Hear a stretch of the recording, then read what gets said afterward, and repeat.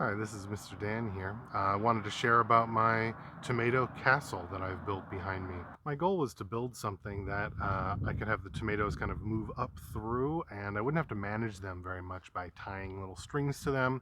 Just found that I didn't ever do that, and I came out and the tomatoes were pretty sprawly. So I have 4 by 8 foot garden beds that I've sunk into the ground here in my front yard, and I originally made the ones you can see behind me, the little bit of the smaller ones, just from simple little wooden strips. But then I took it and wanted to make it a little bigger. Spoke to a master gardener friend of mine, and she said that tomatoes need at least 6 feet tall of towers, which I said, what? 6 foot tall tower. So I'm about 6 foot tall, and you can see if I'm standing next to them, they're about as tall as me.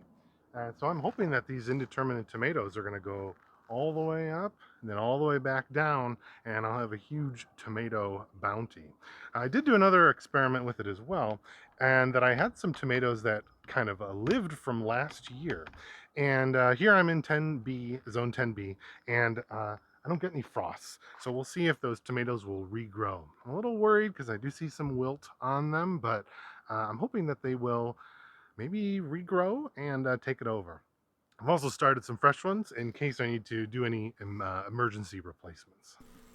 This is a time lapse of me first trimming down the massively overgrown tomatoes that I had left over winter. You can see this is in my lower right box there. First clearing it off, then going up back to the garage to get the parts that I've cut, bringing them all down.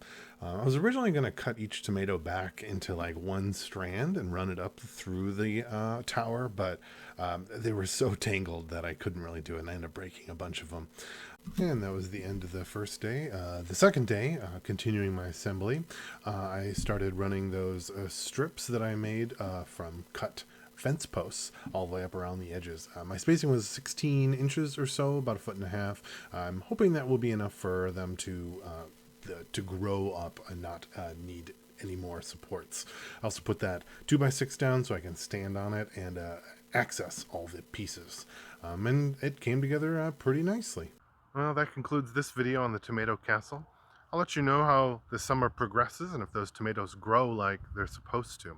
If you decide to build your own tomato castle or have questions about how I did mine, let me know in the comments. Otherwise, watch for an updated video. I'll let you know how it goes as time progresses. For now, that's all.